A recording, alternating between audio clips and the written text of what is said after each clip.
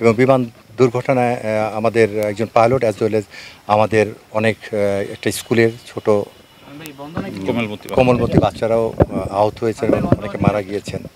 তার মধ্যে হচ্ছে আমাদের যে এখানকার আমরা এখানে আসছি আমাদের মেহেরিন ম্যাডাম, ওনার যে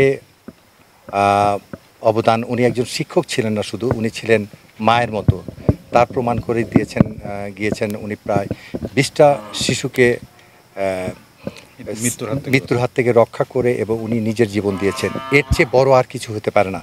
সো ওনার বাংলাদেশ বিমান বাহিনীর প্রধান এবং বাংলাদেশ বিমান বাহিনীর পক্ষ থেকে তার রুহের মাগফিরাত করছি এবং তার জন্য আমরা দোয়া করতে এবং তার পরিবারবর্গের সবার ধৈর্য এবং শক্তি দান করুক এই কামনাই করছি। আমরা এই জন্য এখানে এসেছি।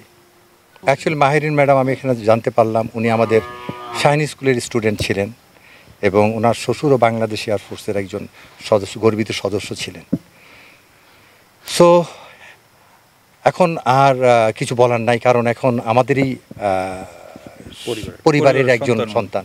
সো আমরা ওনার জন্য এবং বাংলাদেশ বিমান বাহিনীর প্রধান, উনি পরিবার সন্তান না হলে উনি অনেক কিছু করার প্ল্যান করে রেখেছেন এবং এখন ইনশাল্লাহ আমরা আমাদের ওনার জন্য আমরা ওনাকে স্মরণ করে রাখার জন্য আমরা কিছু করব।